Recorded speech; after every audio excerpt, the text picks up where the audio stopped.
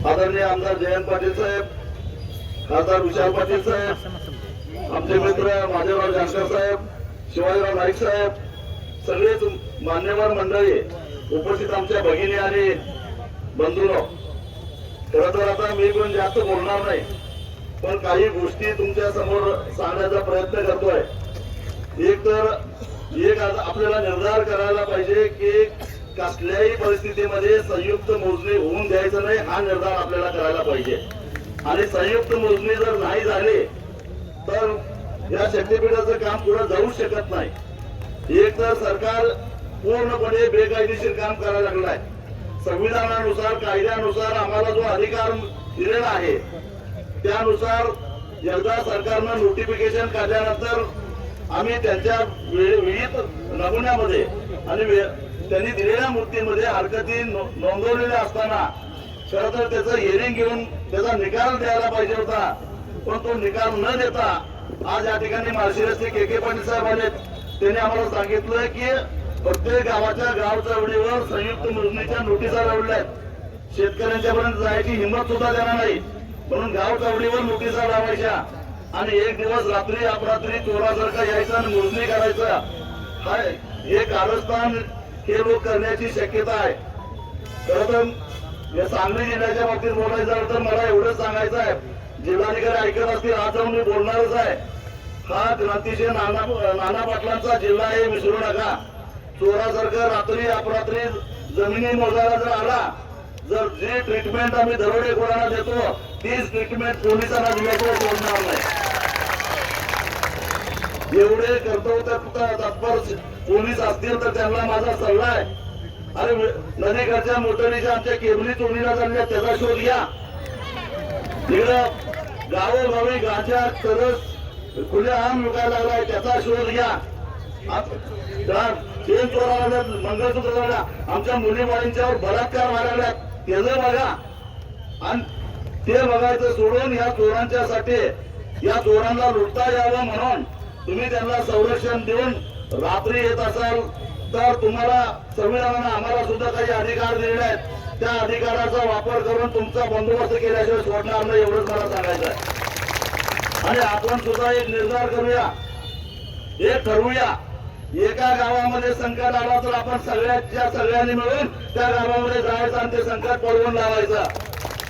यांच्याकडे एवढी ताकद नाही, पण अगदी भोगावपासून ते कामेरीपर्यंत एकाच वेळी सगळीकडे संयुक्त मोजणी करण्या एवढी यांच्याकडे यंत्रणा नाही आहे, लक्षात ठेवा. दोन चार गावामध्ये ते अशा प्रकारे मोजणी करण्याचा प्रयत्न करतील. आपल्याला एकच लक्षात ठेवायचं की आपल्याला जर का निरोप आला तर आपली जमीन वाचवण्यासाठी हातात असलेलं सगळं काम बाजूला ठेवायचं आणि ज्या गावातनं निरोप आलाय त्या गावामध्ये जाऊन जायचं आणि या चोरांचा बंदोबस्त करायचा. हा निर्धार आपल्याला या ठिकाणी करावा लागेल. त्याशिवाय हा शक्तीपीठ महामार्ग जाणार नाही. हा आधी देवाचं नाव सांगितलं, पंढरपूरला रस्ता जात नाही, तुळजापूरला रस्ता जात नाही. आणि यांना एवढी अक्कल नाही, कारण यांना भ्रष्टाचार करण्यासाठी, पैसा खाण्यासाठी एवढी घाई झालेली आहे. नेमकं भौगोलिक ज्ञान सुद्धा घेण्याची ते तसदी घेत नाहीत.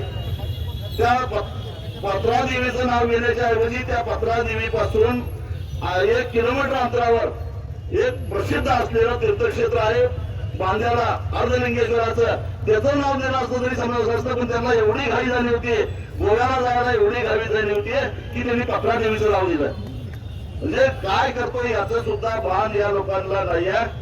केवळ यातनं 50-60 हजार कोटी रुपये काढायचे आणि 2029च्या निवडणुकीमध्ये खर्च करायचा हा हेतू ठेवून आपल्यावर हा वरवटा करतोय. माझी तुम्हाला विनंती आहे, केवळ ज्याची जमीन जाणार आहे त्याचा हा प्रश्न नाही आहे. ज्याची जमीन जाणार नाही त्याला महापुराचा फटका बसणार आहे सांगली जिल्ह्यामध्ये, हे लक्षात ठेवा. आणि त्या महापुरामुळे आज या आपल्या कोल्हापूर आणि सांगली जिल्ह्यामध्ये मिळून किमान 25 लाख टन ऊसाच्या उत्पादनावर विपरीत परिणाम होणार आहे. म्हणजे जवळपास 5 साखर कारखान्यांना त्याचा फटका बसणार आहे. आणि मग आधी साखर कारखाने 3 महिन्याच्या वर चालायला तयार नाहीत आणि त्याच्यामध्ये जर का महापुरामुळे अशा पद्धतीनं जर का ऊसाचा उत्पादन घटायला लागला तर साखर उद्योगाचं काय होईल, ऊस उत्पादक शेतकऱ्याचं काय होईल. त्यामुळे ज्याची जमीन जाणार आहे तोही भरटणार आहे आणि ज्याची जमीन जाणार नाही तोही भरटणार आहे, हे ध्यानात घ्या. आणि म्हणून हे सारे प्रश्न लक्षात घेता या चोरांच्यासाठी म्हणून आम्हाला आपला बळी द्यायचा नाही आहे। मग मी ऐकलं काही आमदारांनी सुद्धा समर्थनाची पत्र दिलेली आहेत। त्यांना खरं तर जाब विचारला पाहिजे, तुम्ही कोणाचे आहेत? तुम्हाला ज्यांना तुम्ही समर्थनासाठी पत्र दिल्यात त्यांच्या जीवावर तुम्ही निवडून आलेला नाही आहे, त्या सामान्य माणसाच्या जीवावर निवडून आलेला आहे हे ठणकावून सांगायची वेळ आलेली आहे। नाहीतर एकदा सांगा तुम्ही कुठल्या बाजूला जयंत पाटील साहेब म्हणाले तसं एकदा आता या जिल्ह्यामध्ये फाळणी झाली पाहिजे।